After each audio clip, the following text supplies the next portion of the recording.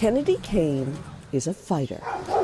And that's lucky, because at 16, she's not only a straight-A student at Cass Tech, one of the best public high schools in Detroit, she's running a makeshift school on a single borrowed computer for her 4 siblings. Kenneth, Keenan, Kenye, and Kendall. After nearly a month without any assignments, her school launched an online platform. But Kennedy says that hasn't made it easier. Not only is this new to us, but it's new to the teachers as well. And sometimes the teachers have difficulties when they're trying to program it, and then they assign it as if they know that everyone has availability or the opportunity to have technology in their home when that's not the case. So it's kind of frustrating. When schools closed, only 10% of Detroit public school students had access to a computer and the internet, which is deeply troubling to Dr. Nikolai Vitti. 3 years ago, he became superintendent, inheriting a system long on promise and short on resources. So, Dr. Vitti, what was the state of the Detroit public school system before the coronavirus? Enrollment was up for the first time in over a decade. Student achievement defined by state and national test scores showed improvement. Equally important, the teacher vacancy rate, which had dogged the city, had improved by 75%. God put me on this earth to teach. I absolutely love it. Detroit native Casey Edgar teaches 11th grade math at King High, and she says most of her nearly 150 students are less and less committed to school.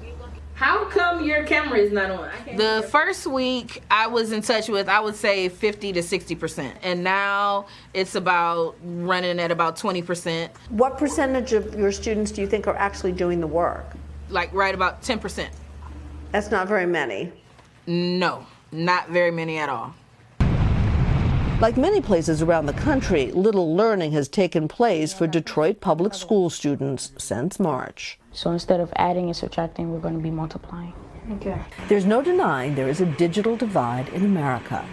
Just 7 miles from downtown Detroit, the Grosse Pointe South High School had a computer in every kid's hands who needed one almost immediately after the shutdown. So before COVID-19, I did not have a laptop. I was issued a laptop right after its school ended. Xavier Prater is a dedicated student. We just log in and then go to our remote learning resources. Xavier will be a senior next year and dreams of going to UCLA. He is well on his way with lots of support. Little surprise, participation in online classes in Grosse Pointe is 95%, much higher than it is just a zip code away in Detroit, where it's only 50%. A reflection, some say, of deeply rooted systemic racism. The numbers tell at least part of the story. In Detroit, median household income is about $30,000. The population is nearly 80% black. In Grosse Pointe, median income is just over $100,000, with a black population of 2%. So is the digital divide in Detroit a racial divide as well? Absolutely. The haves are receiving more than the have-nots. We already know children are coming in at a disadvantage with fewer resources than middle-class, upper-middle-class students, but our public school system should be the great equalizer in giving an equal opportunity for children, but instead it actually exacerbates the divide that already exists.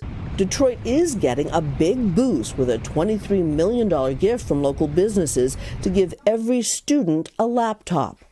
But that won't happen until summer, long after the school year ends. We can anticipate most students losing 6 months of where they would have been had we been in school. 6 months behind can be a knockout punch for kids already struggling with an achievement gap.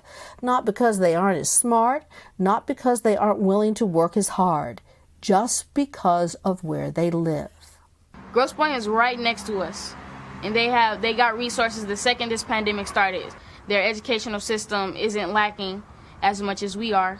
And it's just like, wow, why can't we be like that? Or why can't we step in and give to our students like they are? Because our students are no different from theirs. So I asked Kennedy where her incredible courage and her wisdom came from. She says her working mother, who she calls a superhero. And one final point, Brown and Harvard did a study after the coronavirus hit of math around the country, looking at just under 1 million students. And here's what they found. In the poorest zip codes, the math learning had been reduced by about 50%. And in the wealthiest zip codes, no learning loss. Cynthia, even if the kids get these laptops, though, what about the digital divide as it pertains to internet access as well? Yeah, that's part of it. And in fact, these laptops are going to come with internet access because that is absolutely a problem, Craig. Yeah, and I remember we did that story of that family that actually got in their car, remember, and drove to where there was internet access. But you can't believe that people live blocks apart and have that disparity. That was fascinating, Cynthia. Thank you.